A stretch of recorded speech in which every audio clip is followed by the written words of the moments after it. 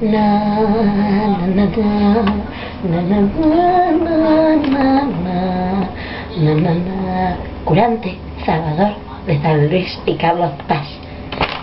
Hoy estamos aquí con la salvadora del mundo, con la salvadora del Mar del Plata, de Gessel, del norte de Buenos Aires y del norte de Jujuy. Y aquí con nuestra nueva edición de Salvaremos tu vida si tú eres buena persona, Sofía Zirlik, patas de masto.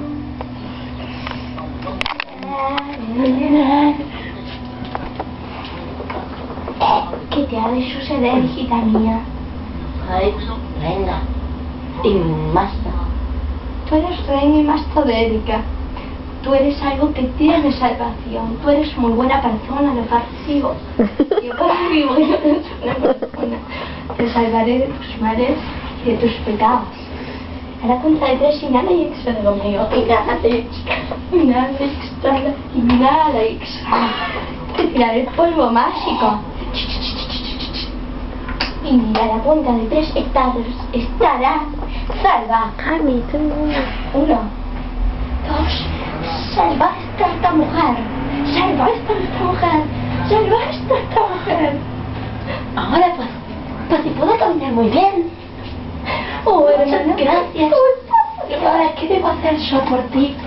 Traje unos caramelos de mi huerta para regalártelos a ti, a tu familia.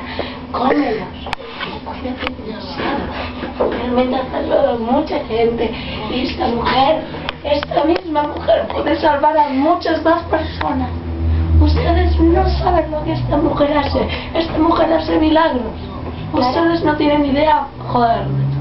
Y ahora, para poder apreciar estos buenos momentos, he compartido contigo, con la señorita que yo le he salvado la vida, vamos a cantar esta canción.